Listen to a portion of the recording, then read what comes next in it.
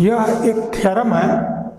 इस थ्योरम के स्टेटमेंट को अभी हम पढ़ें, इसके प्रूफ को दें। उससे पहले जो ठीक इसके पहले का जो थ्योरम था जिसका यूज इसमें है, तो उसको एक बार हम लोग ये देख विचार कर लें कि हम लोगों ने जो इसके पहले किया है वो क्या किया है। तो देखो, सबसे पहले हम लोग जो वर्क किए कि कोई हमारा एक रिजिड बॉडी है और उस रिजिड बॉडी के डिफरेंट पॉइंट पे ये नंबर ऑफ फोर्सेस लगे हों, तो किसी भी पॉइंट के थ्रू एक सिंगल फोर्स आर और एक कपल जी में रिड्यूस किया जा सकता है। जो फोर्स था आर उसको हम लोग डिनोट करते थे और उसकी जो वैल्यू होती थी वो under capital X square plus capital Y square plus capital Z square. X Y Z वो जो कोऑर्डिनेट एक्सिस हैं उनके अलग, यानी एक्स एक्सिस के अलग सभी फोर्सेस का जो कंपोनेंट था वो हमारा कैपिटल एक्स हुआ, कंपोनेंट का सम कैपिटल एक्स। सभी फोर्सेस का वाई के अलग कंपोनेंट लो और उसका सम कर लो, वो हमारा कैपिटल वाई, ऐसे जेड के लिए। और ठीक यही वर्क एक्स एक्सिस के अबाउट पहले फोर्स का जो मूवमेंट हुआ, फिर दूसरे फोर्स का जो मूवमेंट हुआ, तीसरे का जो हुआ, यनवे का जो हुआ, इन सब का हमने सम कर लिया तो वो हमारा मूवमेंट अबाउट एक्स एक्सिस, जिसको कैपिटल एल से डिनोट किया गया। सिमिलरली वाई के अबाउट जो हुआ कैपिटल एल और जेड के अबाउट जो हुआ वो कैपिटल एल। इतना वर्क हम लोग पहले आर्टिकल में किए। उसके बाद का जो थ्योरम हम लोगों ने किया है उसमें यह किया है कि यदि पूरे सिस्टम को जो किसी भी पॉइंट के थ्रू आर और जी में रिड्यूस होता है, उस जी को केवल आर के डायरेक्शन में भी हम रिड्यूस कर सकते हैं। यानी इसके ठीक पहले जो थ्योरम किया गया है उसमें यही किया गया कि पूरे सिस्टम को किसी भी पॉइंट के थ्रू आर और जी में तो रिड्यूस कर ही सकते हैं, लेकिन जी को भी फोर्स आर के एलांग हम कर सकते हैं। और तब जब जी भी आर के एलांग हो जाता है तब वह जी नहीं रहता है, उसका कंपोनेंट जी कॉस थीटा होता है और जिसको हम कैपिटल के से डिनोट करते हैं। तो जो जी कॉस थीटा जब फोर्स आर के एलांग होता है तब जो डायरेक्शन होता है वही एक्सिस हमारा सेंट्रल एक्सिस कहलाता है। यानी पूरे सिस्टम को आर और जी के टर्म में रिड्यूस करें और जी भी आर के डायरेक्शन में हो जाए, तब हम कहेंगे कि वो जो डायरेक्शन है, जो एक्सिस है, वो हमारा सेंट्रल एक्सिस है। और सेंट्रल एक्सिस के अलावा कंप्लीट जी नहीं आता है, उसका कंपोनेंट जी कॉस थीटा आता है और उसी जी कॉस थीटा को हम कैपिटल के से डिनोट करते हैं। तो जो हमारा कैपिटल आर हुआ और जो कैपिटल के हुआ, इन दोनों को जब एक साथ लिखते हैं आर कामा के एक ऑर्डर पेयर में लिखते हैं तो वो हमारा रेंज कहलाता है। तब वो चीज़ हमारा रेंज हुआ। और फिर उसमें जो हमारा आर है वो इंटेंसिटी ऑफ सिस्टम कहलाता है आर। और जो हमारा के हुआ और आर हुआ, देखिए आप इस थ्योरम को समझने से पहले इतनी चीज़ों को आप एक बार ध्यान में रख करके तब इसको आगे बढ़ेंगे कि हमारा रेंज क्या है। रेंज, तो यह रेंज में आपने जाना कि जो यह आर और के, ये आप ध्यान में रखिए कि यही रेंज है। और ये आर और के है क्या कि पूरे सिस्टम को किसी पॉइंट के थ्रू जब रिड्यूस करते हैं तो जो फोर्स हुआ वो हमारा आर है। और के क्या है कि जो जी का कंपोनेंट आर के डायरेक्शन में जब वर्क करता है तो जी कॉस थीटा होता है और उसी जी कॉस थीटा को हम कैपिटल के से डिनोट करते हैं। तो आर और के जब दोनों को एक साथ लेते हैं तब वो हमारा रेंज कहलाता है। और वैसे हमारा दूसरा वर्ड आता है पिच। पिच, तो जो यह के है और बाई यह आर, इसी को हम पिच कहते हैं और पिच को डिनोट करते हैं स्मॉल पी से। पिच को डिनोट करेंगे स्मॉल पी से और जो के बाई आर होगा वो हमारा ये पिच कहलाएगा। तो ये दो चीज आप वहाँ जानेंगे। और एक और वर्ड आप जाने, कई बार ये आपको वाइवा वगैरह में पूछ दिया जाता है, डायनेम एक वर्ड आता है, डायनेम। डायनेम, तो ये डायनेम क्या है कि पूरे सिस्टम को जो किसी भी पॉइंट के थ्रू आर और जी में रिड्यूस करते हैं तो जो आर, जो capital X, capital Y, capital Z, इसका जो रिजल्टेंट होता है और जो जी होता है वो L M N, capital L capital M capital N, इसका रिजल्टेंट होता है। तो capital X capital Y capital Z, capital L capital M capital N, इन 6 को जब एक साथ लेते हैं तो हमारा डाइनेम कहलाता है। यानी जो डाइनेम है वो हमारा capital X capital Y capital Z L M और एन, इन सबको एक साथ लेते हैं तब वो हमारा डाइनेम कहलाता है। अब इसमें एक्स को आप समझ रहे हैं कि सभी फोर्सेस का एक्स एक्सिस के अलावा जो कंपोनेंट का अलजेब्रिक सम होगा वो हमारा कैपिटल एक्स, वाई के अलावा कैपिटल वाई, जेड के अलावा कैपिटल जेड, और जो मूवमेंट होगा सभी फोर्सेस का मूवमेंट अबाउट एक्स एक्सिस, उसका जो अलजेब्रिक सम होगा वो हमारा कैपिटल एल, वाई के अबाउट कैपिटल एल, जेड के अबाउट कैपिटल एल, इन सबको जब एक साथ ले लेते हैं तो हमारा वो डाइनेम कहलाता है, ये डाइनेम। अब यह जो पिच आया, इस पिच में इस पिच की वैल्यू 0 तब होगी जब आपका के 0 हो जाए।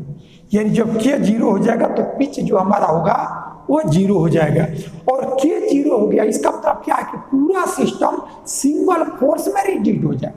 यानी अब के 0 हो गया तब सिर्फ आपका आर बचा, यानी पूरा सिस्टम सिंगल फोर्स में रिड्यूस हो जाए, यानी के 0 हो जाए तब हमारा उसका जो पिच होता है वो 0 हो जाता है। और वैसे ही यदि हमारा सिंगल फोर्स जो है, जो हम आर लेते हैं, वो यदि 0 हो जाए तब हमारा जो पिच होता है वो इनफाइनाइट हो जाता है। तो ये कुछ वर्ड है जिनको आपको समझना, उसकी मीनिंग भी समझनी है, और उसमें क्या क्या नोटेशन यूज किए जा रहे हैं, उनकी क्या मीनिंग है, इस चीज को हम समझेंगे। तो ये वर्क इस थ्योरम से प्रूव का है। ऐसा नहीं कि इस थ्योरम को करने के लिए आप इसको लिखेंगे, ये इसकी जरूरत है। ये वर्ड यदि आते हैं तो हम उसको पहले से समझे रहे हैं, तो ये सारी चीज़ों को एक बार ध्यान से समझ लेंगे और तब इस थ्योरम पे हम आते हैं। अब इस थ्योरम का स्टेटमेंट क्या है उसको एक बार आप के सामने रखते हैं, और फिर उसकी क्या मीनिंग है, कैसे करेंगे, ये वर्क हमारा आगे का है। तो देखिए कहा गया है कि so that the condition that a general system of forces in space should reduce to a single force is that Lx plus My plus Nz is equal to 0। ये थ्योरम आपका यहीं तक। आगे चूंकि एग्जाम में जब आएगा तो एग्जाम में एक capital X capital Y capital Z क्या है, capital L capital M capital N क्या है, क्योंकि यदि डिफरेंट बुक हो और उसमें नोटेशन डिफरेंट हो तो इसलिए एग्जाम में आप किस बुक से पढ़े हैं ये उसमें थोड़ा दिया जाएगा। तो इसलिए जो उसने यूज किया उसकी क्या मीनिंग है उसको उसने लिख दिया है, तो वही लिखा है जो हम लोग यूज करते रहे। यानी capital X capital Y capital Z, ये लिखा है कि algebraic sum of forces along coordinate axis, यही हम लोग करते भी हैं कैपिटल एक्स और यल एम एन उनके अबाउट मोमेंट, कोऑर्डिनेट एक्सिस के अबाउट मोमेंट। तो यहाँ तक तो जो नोटेशन है वो क्या है वो दिया है। थ्योरम आपका इतना ही है। तो इस थ्योरम में क्या दिया है, क्या करना है, तो कहा जा रहा है कि सो दैट द कंडीशन, यानी हमको कंडीशन निकालना है, कंडीशन दिखाना है। किस बात की कंडीशन? ये general system of forces in space, यानी स्पेस में 3 डायमेंशन में, अभी 2 डायमेंशन का डिस्कस नहीं हो रहा है, तो स्पेस में जो हमारा फोर्सेस का सिस्टम है, यानी डिफरेंट फोर्सेस जो लगे हैं, तो should reduce to a single force. अभी हम लोगों ने 2 वर्क किया है कि पूरे रिजिड बॉडी को एक पॉइंट के थ्रू आर और जी में रिड्यूस कर सकते हैं, पहला वर्क। दूसरा वर्क हमने किया कि जी को भी आर के डायरेक्शन में कर सकते हैं, और वो जो लाइन होती है वही हमारा सेंट्रल एक्सिस, पूरा नाम पॉइंट शार्ट सेंट्रल एक्सिस है, लेकिन शार्ट में उसको केवल सेंट्रल एक्सिस हम कहते हैं, तो वो हमारा लाइन सेंट्रल एक्सिस कहलाता है। अब ये कहा जा रहा है कि सेंट्रल एक्सिस के अलावा भी जब हम कंपोनेंट लेते हैं तो हमारा आर रहता है और जी का जी कॉस थीटा रहता है, ये 2। अब ये कहा जा रहा है कि ये पूरा सिस्टम ही हमारा सिंगल फोर्स में रिड्यूस हो जाए, यानी कॉपुलर रहे ही ना, तब उसका कंडीशन होगा Lx plus My plus Nz equal to 0। यानी इसमें क्या दिखाना है कि पूरे सिस्टम को जो किसी पॉइंट के थ्रू आर और जी में रिड्यूस किया, जी को भी यदि आर के डायरेक्शन में कर लिया तो हमारा वो जी cos थीटा और आर एक डायरेक्शन में हो गए। अब हमारा जी cos थीटा भी ना हो, केवल सिंगल फोर्स आर रहे, तो ऐसा होने के लिए इस कंडीशन का होना मस्ट है कि जब एक कंडीशन रहेगा तभी हमारा जो सिस्टम होगा वो ये सिंगल फोर्स में रिड्यूस होगा। तो अब इस वर्क को हम लोग कैसे करेंगे, इस चीज को हम देखते हैं।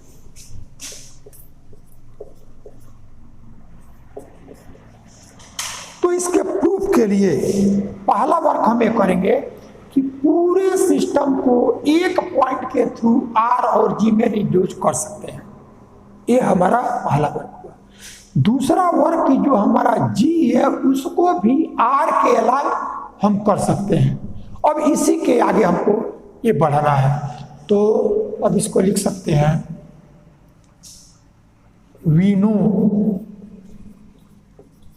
That a system of forces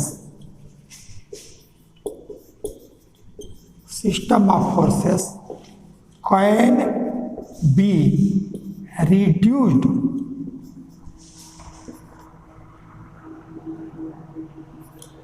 a line reduced to a force R and G cos theta along R। ये हमने लिखा we know that a system of forces can be reduce to a force R and G cos theta along R, क्योंकि R के along रहता है तो हमारा जी नहीं होता है, वो जी कॉस थीटा हो जाता है। तो ये पूरा हम लोगों ने पूरे सिस्टम को इसमें हमने चेंज कर लिया। अब यह सिंगल फोर्स और जिस लाइन के एलॉन्ग होता है वही लाइन हमारा क्या कहलाता है, सेंट्रल एक्सिस। तो we know that a system of forces can be reduce to a force R and a couple भी आप लिख सकते हो, and couple G cos theta and a couple G cos theta along central axis, along central axis। वो जो force are के along जब दोनों होता है तो उसी को हम नाम देते हैं सेंट्रल एक्सिस। तो सेंट्रल एक्सिस के अलॉन्ग इसको कर सकते हैं। अब आप देखो ए आर और जी कॉस थीटा पूरा सिस्टम में रिड्यूस हो गया। अब यह सिंगल फोर्स बच जाए, एक को पॉसिबल होगा जब हमारा जो ये कपुल का कंपोनेंट है जी कॉस थीटा ये जीरो हो जाए। तो यदि यह जीरो हो जाएगा तो हमारा पूरा सिस्टम केवल आर फोर्स आर में रिड्यूस हो जाएगा। तो सिस्टम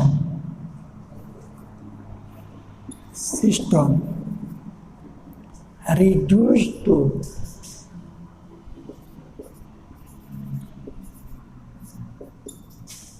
ए सिंगल फोर्स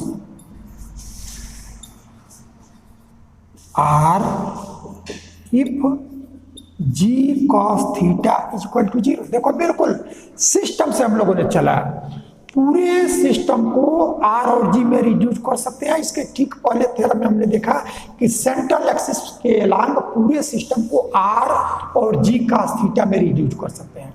तो वो चीज हमने लिख लिया। तो पूरा सिस्टम आर और जी कॉस थीटा में रिड्यूस हो गया। अब केवल फोर्स आर ही बचे। इसके लिए आपको जो कपुल का कंपोनेंट है जी कॉस थीटा उसको जीरो होना पड़ेगा, तब तो हमारा केवल सिस्टम सिंगल फोर्स में बच जाएगा। तो अब यह जी कॉस थीटा जीरो हो जाए। तो ये जी कॉस थीटा जीरो हो जाए तो ये दो का प्रोडक्ट है, तो either G equal to zero और cos theta equal to zero. तो if G equal to zero, ये जो दो का प्रोडक्ट है वो दो का प्रोडक्ट जीरो है, तो या तो आप जी को जीरो करो और नहीं तो कॉस थीटा को जीरो करो। तो यदि जी जीरो हो जाए तब तो इस थ्योरम में कुछ प्रूफ करने की जरूरत ही नहीं है, क्योंकि पूरा सिस्टम आर और जी में रिड्यूस हुआ और जी पहले ही जीरो हो गया तो सिंगल फोर्स बचा ही है। तो हमको प्रूफ क्या करना है, इट मीन्स ये केस तब कर रहे हैं जब G is not equal to zero. Clear है ये? तो जब G not equal to zero हो तब आपके पास दूसरा ऑप्शन है कि cos theta is equal to 0। और जब cos थीटा 0 हो तब इससे हमको इस कंडीशन को पाना है। तो अब इस स्टेप को आप लिखो, तो since g is not equal to 0। अब g नॉट इक्वल टू 0 क्यों लिया है? क्योंकि यदि g 0 रहे तब तो इस थ्योरम में कुछ भी नहीं करना है, पूरे सिस्टम को r और g में रिड्यूस करते हैं। g पहले ही 0 हो गया तो सिस्टम हमारा केवल r हो ही है, तो हमको करना कुछ नहीं है और कुछ किया जा रहा है, इसका मतलब g 0 नहीं है। Since g is not equal to 0, this imply cos theta is equal to 0। अब ये cos थीटा 0 है, तो cos थीटा 0 हो जाए तो हमको जो रिजल्ट लाना है वो Lx My और Nz इसके टर्म में लाना है। तो इसके टर्म में लाना है तो देखो अब यहाँ थीटा होता क्या है कि पूरे सिस्टम को जो किसी भी पॉइंट के थ्रू जो हम r और जो ये कॉपुलेट g में रिड्यूस करते हैं, इसी के बीच का एंगल होता है थीटा, तो वही हमारा थीटा है। तो अब आप देखो कि अब आप क्या कर लो कि जो यह cos थीटा है, इस cos थीटा को L M N capital X capital Y capital Z के टर्म में लाना। तो यदि हम R का डायरेक्शन को साइन निकाल लें और G का डायरेक्शन को साइन निकाल लें, तो यदि इसके डायरेक्शन को साइन को यदि हम रिप्रेजेंट करें स्मॉल L1 M1 N1 से और इसके डायरेक्शन को साइन को L2 M2 N2 से, तो इन दोनों के बीच के एंगल थीटा है। तो cos theta L1 L2 plus M1 M2 plus N1 N2 equal to 0। अब जो ये 0 है तो 0 आ जाएगा। तो अब आप देखो R का डायरेक्शन को साइन हम लोग पहले आर्टिकल के बाद ही निकालें कि जो हमारा R है उसका direction capital X by capital R, capital Y by capital R और capital Z by capital R, ये फोर्स R का डायरेक्शन को साइन होता है। अब ये कैसे होता है, यदि आपको यहाँ ध्यान ना हो तो पहला वीडियो के बाद दूसरे वीडियो को आपको देखेंगे तो वहाँ आपको मालूम हो जाएगा। और फिर यह आपका जो G है, इसका जो डायरेक्शन को साइन है वो capital L by G, capital M by G और कैपिटल N बाई जी, तो दोनों का डायरेक्शन को साइन हमको मालूम है। अब ये डायरेक्शन को साइन यहाँ निकाल क्यों रहे हैं? क्योंकि हमको जो रिजल्ट लाना है वो हमको cos थीटा के टर्म में नहीं लाना है। तो cos की वैल्यू यदि दो लाइन का डायरेक्शन को साइन मालूम हो तो cos की वैल्यू डायरेक्शन को साइन के टर्म में हम लिख सकते हैं और तब हमारा L M N X Y Z उसमें आ जाएगा। तो अब वही हम अगला वर्क लिखेंगे। we know that direction cosine of R is capital X by capital R, capital Y by capital R, capital Z by capital R, and direction cosine of G is L by capital G, M by capital G और N by capital G। ये दोनों line का direction को sign हमको मालूम है और theta in दोनों लाइन के बीच का एंगल है। Therefore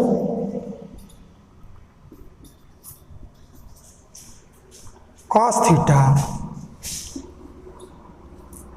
is equal to L1 L2। तो यह L1 है, M1 है, N1 है, यह L2 है, M2 है, N2 है और दो लाइन का डायरेक्शन को साइन मालूम हो, दोनों के बीच का एंगल थीटा हो, तो उनका cos थीटा L1 L2, यानी यह L by G into X by R ऐसा हो और फिर यहाँ से प्लस M बाई जी और Y बाई आर और यहाँ से यह N बाई जी और Z बाई आर ऐसा आ गया। और cos थीटा यहाँ हमारा 0 है, G is not equal to 0, तो cos थीटा इक्वल टू 0, तो cos थीटा की यह वैल्यू हुआ और इसकी वैल्यू 0। अब आप देखोगे कि डिनोमिनेटर सबका RG ही है, इसलिए RG को दूसरे साइड में ले जाओगे तो 0। तो this imply this imply Lx plus My plus Nz is equal to 0। और यही कंडीशन है कि जो हमारा पूरा सिस्टम एक सिंगल फोर्स में रिड्यूस हो जाए। इतना हम लोगों ने डिस्कस किया और इतनी बातें लिखी गई, लेकिन तुमको 3 स्टेप ही ध्यान में रखना है। क्या 3 स्टेप? पहला कि सेंट्रल एक्सिस के अलावा पूरे सिस्टम को आर और जी का थीटा में रिड्यूस कर सकते हैं। तो हमारा फर्स्ट स्टेप भी आ गया आर जी का थीटा। और सेकंड में ये पूरा सिस्टम जो आर और जी का थीटा में रिड्यूस हो गया है वो सिर्फ आर रह जाए, इसके लिए जी का थीटा को 0 होना पड़ेगा। तो सेकंड स्टेप आपका जी का थीटा 0 हो गया। अब जी यदि या तो जी 0 हो जाए या तो आपको कास थीटा 0 हो जाए। तो यदि जी 0 रहे तब तो इस थ्योरम में हमारा जी है नहीं, तो सिंगल फोर्स आ रही है तो थ्योरम में हमको कुछ नहीं करना है। लेकिन जी नॉट इक्वल टू 0 हो तब हमारा क्या होगा? तो यह जी नॉट इक्वल टू 0 हो तब सिस्टम हमारा एक सिंगल फोर्स में रिड्यूस हो, इसके लिए तब यह 0 हो जाए। तो जब यह 0 हो जाएगा तो दोनों का प्रोडक्ट 0 हो जाएगा। तो अब कास थीटा 0 हो जाए, अब इसी कास थीटा को उसके डायरेक्शन को साइन के फॉर्म में डिनोट कर लेना है। तो थीटा जो होता है फोर्स आर और कपुल जी, इन दोनों लाइन ऑफ एक्शन के बीच का एंगल होता है। इन दोनों का डायरेक्शन को साइन मालूम है, उसी को डायरेक्शन को साइन में चेंज कर दोगे तो तुम्हारा रिजल्ट आ जाएगा। इस तरह से ये छोटा सा थ्योरम किंतु महत्वपूर्ण थ्योरम इन स्टेप पे आप समझेंगे। आपके बुक में बहुत समझाया है, लेकिन वो कंफ्यूजन पैदा करेगा। इन्हीं 3 स्टेप को ध्यान में रख करके इस थ्योरम को हम लोग समझ सकते हैं। अब ये नेक्स्ट छोटा किंतु महत्वपूर्ण थ्योरम है। ये जब आप अंशाल उठाएंगे तो जनरली ये प्रॉब्लम दिख जाता है। क्या है उसको एक बार देखते हैं। What ever origin and axis are chosen so that the quantities x square plus y square plus z square and lx plus my plus nz are invariant for any given system of forces। अभी इस statement का ये जो theorem है इसकी क्या meaning है पहले तो उसको आप समझिए। तो जैसे ये कहा गया जब हम लोग पहला थ्योरम किए थे कि कोई हमारा एक रिजिड बॉडी है और उसके डिफरेंट पॉइंट पे डिफरेंट फोर्सेस लगे हों, तो किसी भी पॉइंट के थ्रू हम आर और जी में रिड्यूस कर सकते हैं। यानी हमारा यह पॉइंट ये ले, यह ले, यह ले, कोई भी पॉइंट ले, तो अब एक फोर्स और एक कपुल में वो रिड्यूस हो जाता है। अब इसमें ये कहा जाए कि जो किसी भी पॉइंट के थ्रू हमारा और जी में रिड्यूस करते हैं उसी को हम ओरिजिन लेते हैं और उससे 3 म्यूचुअली परपेंडिकुलर लाइन लेते हैं जिसको एक्सिस लेते हैं। तो हमको इसमें यह दिखाना है कि जो यह आर्बिट्ररी पॉइंट हम ले रहे हैं ये कोई भी पॉइंट लें और जो ये एक्सिस है ये 3 म्यूचुअली परपेंडिकुलर लाइन लिए, यदि हम यह और यह 3 म्यूचुअली परपेंडिकुलर लाइन है, यानी एक किसी भी पॉइंट के थ्रू है तो कोई भी पॉइंट ओरिजिन ले और कोई 3 म्यूचुअली परपेंडिकुलर लाइन एक्सिस ले, तो इनके चेंज होने से इस सिस्टम में सब कुछ चेंज हो सकता है। लेकिन ये X square plus Y square plus Z square L x plus M Y plus M Z ये इनवेरिएंट है, यानी ये चेंज नहीं होगा। इट मीन्स हम ओरिजिन और एक्सिस इसको चेंज करें तो हमारा अन्य कुछ चेंज हो सकता है, लेकिन ये दोनों quantity x square plus Y square plus Z square और L x plus M Y plus N z ये हमारा इनवेरिएंट होगा, ये चेंज नहीं होगा। इस चीज को ही हमको दिखाना है। तब आप इसको प्रूव करने के लिए 2-3 स्टेप इसको भी समझने हैं, ठीक इसके पहले वाले थ्योरम की तरफ। पहला चीज ये कि जो हमारा सेंट्रल एक्सिस होता है वो सेंट्रल एक्सिस जो होता है वो पूरे सिस्टम के लिए कोई ओरिजिन लो कोई एक्सिस लो वो यूनिक होता है। क्या कहा हमने कि जैसे हमने इस पॉइंट के थ्रू आर और जी में ब्रेक किया और तब उसको आर और जी में को हमने जी को भी आर के डायरेक्शन में किया, तो जो हमारा आर आया और जी का थीटा वो एक लाइन के एलान जो हमारा फोर्स ऑफ आर होगा वो, और जी का थीटा उसके अलांग हुआ, वो हमारा सेंट्रल एक्सिस कहला है। तो यदि ये पॉइंट तुम ओरिजिन जो है उसको चेंज करते जाओ और जो एक्सिस है उसको चेंज करते जाओ, तो भी तुम्हारा सेंट्रल एक्सिस, ये रिजिड बॉडी और फोर्स यदि ये अनचेंज है तो सेंट्रल एक्सिस अनचेंज रहता है, वो हमारा ओरिजिन और एक्सिस से इंडिपेंडेंट है।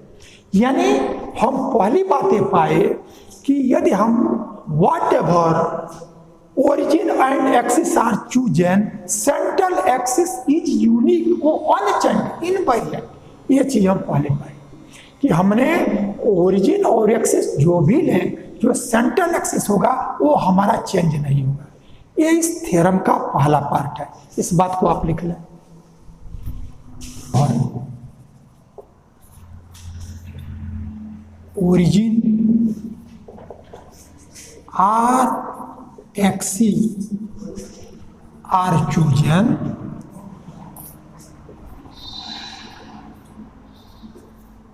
central axis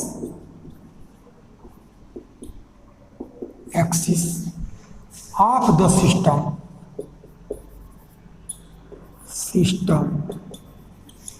is unchanged।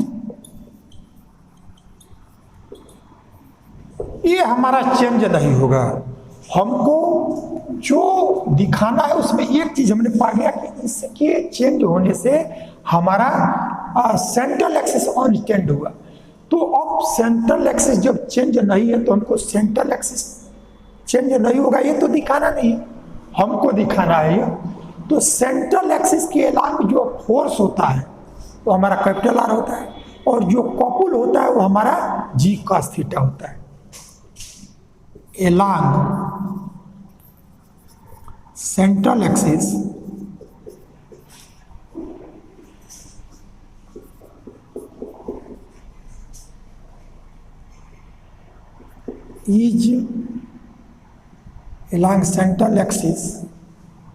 we find a force R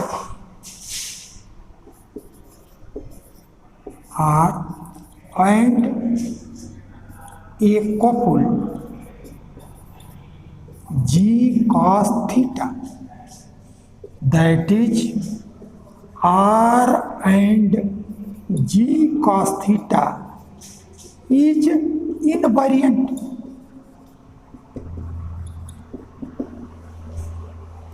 unchanged लिखो चाहे इनवेरिएंट लिखो, दोनों की मीनिंग एक ही है।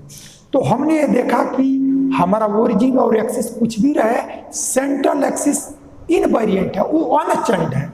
तो पहली बात पाए। दूसरी बात हमने क्या पाया कि सेंट्रल एक्सिस के अलांग होता क्या है, तो एक फोर्स आर होता है और एक कॉपुल जो जी कास थीटा होता है, ये हमारा अनचेंज्ड हो गया। यानी दो चीजें इनवेरिएंट हो गई, आर इनवेरिएंट हो गया और जी कास थीटा इनवेरिएंट हो गया। तो आर इनवेरिएंट है, इससे हम पहले कंडीशन को पाएंगे, और जी कॉस थीटा इनवेरिएंट है, उससे हम दूसरे को पाएंगे। तो वो कैसे पाएंगे उसको आगे को देखो। तो since R is invariant this imply R is equal to under root X square plus Y square plus Z square is invariant. ये हमारा आर जब इनवेरिएंट है तो उसी की वैल्यू ये होता है, वो हमारा इनवेरिएंट हो गया। अब इसका स्क्वायर कर दो, तो ओरिजिन के एक्सिस के चेंज होने से यदि ये आर नहीं बदला तो उसी की वैल्यू ये है, तो ये हमारा इनवेरिएंट हुआ। It means X square plus Y square plus Z, क्योंकि ओरिजिन और एक्सिस के चेंज होने से यदि X square plus Y square plus Z square ये चेंज होता रहेगा तो इसका अंडर रूट भी चेंज हो जाएगा, और अंडर रूट चेंज होगा तो आर चेंज हो जाएगा। इट मीन्स आर इनवेरिएंट है, तो ये वैल्यू भी इज इनवेरिएंट। तो पहली बात तो हमने दिखा दिया। अब जी कॉस थीटा से हम इस चीज को दिखाएंगे, ठीक है। ये again G cos theta is also invariant. ये जी कॉस थीटा हमारा इनवेरिएंट है। तो अब देखो लाना क्या है, L x plus M Y plus N Z, इसको लाना है। तो इसी के ठीक पहले थ्योरम किया कि जब कॉस थीटा हमको जरूरत न हो, L X M Y N Z के टर्म में हो, तो कॉस थीटा की वैल्यू के डायरेक्शन कोसाइन में लिख दो। तो अब डायरेक्शन कोसाइन के टर्म में लिखेंगे, again G cos theta is invariant and direction cosine of R and ji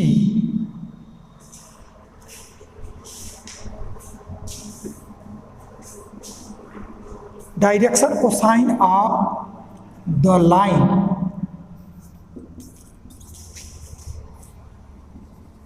of line of action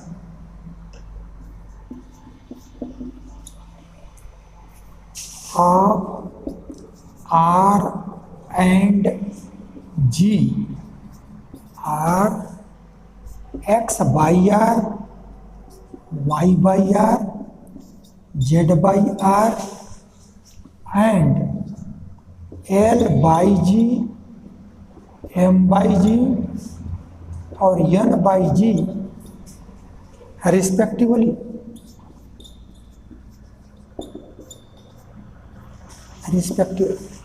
अब क्या करो कि इस cos थीटा को इसके डायरेक्शन को टाइम के टर्म में लिख लो। तो this imply G cos theta is invariant. This imply G को आप रखो और cos थीटा की वैल्यू ये आ गया L by G into X by R plus M by G into Y by R plus N by G into Z by R. ये हमारा cos थीटा की वैल्यू। तो यह इनवेरिएंट है और इसी की वैल्यू ये है इज इनवेरिएंट। ये भी हमारा इनवेरिएंट हो गया। तो देखो अब इसको हम लोग मिटाएंगे। जो सेंट्रल एक्सिस था वो हमारा ओरिजिन और एक्सिस के चेंज होने से इनवेरिएंट रहता है, और जब सेंट्रल एक्सिस इनवेरिएंट रहता है तो सेंट्रल एक्सिस के अलग एक तो फोर्स आर वर्क करता है और एक हमारा कपुल जी कॉस थीटा ये वर्क करते हैं। तो आर इनवेरिएंट, इसलिए R invariant and G cos theta invariant. तो आर इनवेरिएंट, तो आर की जो ये वैल्यू है वो भी हमारा इनवेरिएंट, ये पहला रिजल्ट मिल जाएगा। दूसरा हमारा कॉस थीटा इनवेरिएंट है, जी कॉस थीटा हमारा सेंट्रल एक्सिस के अलग होता है तो वो इनवेरिएंट है। तो हमको जो रिजल्ट लाना है वो एल एक्स एम वाई और एन जेड के सम में लाना है, इसलिए कॉस थीटा को उसके डायरेक्शन को साइन में चेंज कर लो। तो हमारा जो line of action of R और जी है उसके डायरेक्शन को साइन ये है। इसके ठीक पहले वाले थ्योरम में भी इसको हम लोगों ने देखा है। तब आपको जो यह जी कॉस थीटा इनवेरिएंट है तो जी को रहने दो और कॉस थीटा की ये वैल्यू आया वो भी हमारा इनवेरिएंट हो गया। अब आप देखोगे कि यह L x plus M Y plus N Z by R G total का डिनोमिनेटर है और इस जी से एक जी कैंसिल हो गया। तो this imply L x plus M Y plus N Z और बाई आर इज इनवेरिएंट। ये हमारा इनवेरिएंट हो गया। अब इस आर जी का जी इस न्यूमरेटर के जी से कैंसिल हो गया, ये आ गया। लेकिन हमको ये इस रेशियो को इनवेरिएंट नहीं दिखाना है, हमको केवल L x plus M Y plus N Z को। तो यह आर तो ऑलरेडी इनवेरिएंट है, यह टोटल रेशियो इनवेरिएंट और यह भी इनवेरिएंट। तो इसका मतलब यह भी हमारा इनवेरिएंट होगा, क्योंकि यदि हमारा यह इनवेरिएंट है और ये वेरिएबल रहे, चेंज होता रहे, तो यह रेशियो इनवेरिएंट को भी नहीं आ पाएगा। तो यह रेशियो इनवेरिएंट है। और ये आर, चूंकि हम पहले ये दिखा चुके हैं कि आर जो है हमारा इनवेरिएंट है, इसलिए यह रेशियो इनवेरिएंट तभी होगा जब हमारा यह इनवेरिएंट है तो यह भी इनवेरिएंट हो जाए। तो since R is invariant this imply Lx plus My plus Nz is also invariant.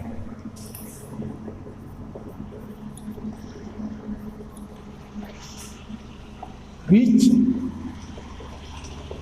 is the theorem, और यही हमको थ्योरम में प्रूफ करना था। तो इस तरह से ये फाइनली हम लोगों ने ये दिखा दिया कि ओरिजिन और एक्सिस चाहे जो भी रहे वो हमारा Lx plus My plus Nz ये इनवेरिएंट रहेगा, और जो capital X square plus capital Y square plus capital Z square ये भी हमारा इनवेरिएंट रहेगा।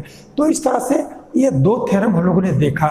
लेकिन इसके बाद का जो थ्योरम है वो सेंट्रल एक्सिस का इक्वेशन, वो हमें लगता है कि बहुत बार पूछा गया है सेंट्रल एक्सिस का इक्वेशन, और आगे जो क्वेश्चंस हैं उन क्वेश्चन में से एक क्वेश्चन डिफिनिटली आता है। तो वो क्वेश्चन सब कुछ हमारा सेंट्रल एक्सिस पे आधारित है। तो सेंट्रल एक्सिस स्वयं में महत्वपूर्ण है, और सेंट्रल एक्सिस पे जो इक्वेशंस का हम लोग डिटरमिन करेंगे उसी से रिलेटेड आगे के हमारे प्रॉब्लम्स हैं। तो इसलिए इसके आगे का जो थ्योरम है वो हमारा महत्वपूर्ण थ्योरम है, उसको हम नेक्स्ट वीडियो में